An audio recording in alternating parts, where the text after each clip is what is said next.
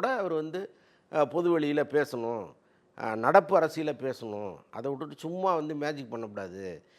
ஏதோ நம்ம பேசணும் கைத்தட்டல் விழுது அப்படிங்கிறதுக்காக பேசக்கூடாது, அர்த்தபூர்வமாக பேசணும், அறிவுபூர்வமாக பேசணுங்கிற அளவுக்கு நம்ம சொல்லிகிட்டு இருக்கோம். அப்போ நாம் விஜயோட சொம்பாக இருந்தோம்னா நம்ம எப்படி அப்படி சொல்லுவோம்? இன்னொன்று வந்து அவங்க பணம் கொடுக்குறாங்கன்னு வைங்களேன், 24 மணி நேரமும் ஜால்ரா மட்டுமே அடிக்க முடியும், வேறு ஒன்றும் நம்ம பேச முடியாது. ஆனால் நம்ம குறைகளையும் சுட்டி காட்டும் பொழுது அப்போ அங்கே இல்லைங்கிறது தான் அர்த்தம். இன்னொன்று வந்து ஒரு நபர் ரொம்ப எல்லை மீறி அநாகரிகமாக அசிங்கமாக பேசும்பொழுது நம்ம பதில் சொல்ல வேண்டியதாக இருக்குது. மற்றபடி ஒன்றும் கிடையாது. இப்போ விஜய் தரப்புலேருந்து பல பேர் அவருக்கு பதில் சொல்கிறாங்க, அதெல்லாம் வேறு. நம்ம சும்மா ஜஸ்ட்டு இப்படி ஒரு யூடியூப்பை கடந்து போகும்போது நம்ம கண்ணை உறுத்தும்ல, அந்த மாதிரி அடிக்கடி உறுத்துக்கிற நபராக அவர் இருக்கார். ஓகே சார், ஏன் அப்படி கடந்து கத்திட்டு இருக்க? உனக்கு அதனால் ஏதாவது பிரயோஜனம் இருக்கா?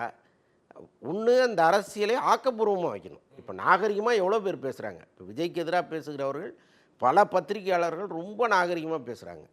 விஜய் இப்படி செஞ்சுருக்கணும், இது மிகப்பெரிய தவறு அப்படின்னு சொல்கிறாங்க. அந்த நாகரிகம் தாண்டி ரொம்ப அசிங்கமாக, ரொம்ப பர்சனலாக, ரொம்ப அதை என்ன முகம் சுளிக்கிற அளவுக்கு பேசுகிற ஒரு நபராக இருக்கிறதுனால நம்ம சுட்டி காட்டுறோம். அவ்வளோதான். இப்போ நமக்கு அவருக்கு என்ன தனிப்பட்ட முறையில் வேற என்ன இருக்குது? அவ்வளோதான். லயன் ஸ்குவாஷ் அசல் பழங்களிலிருந்து தயாரிக்கப்பட்ட ரியல் ஸ்குவாஷ், கூலா ஜோரா.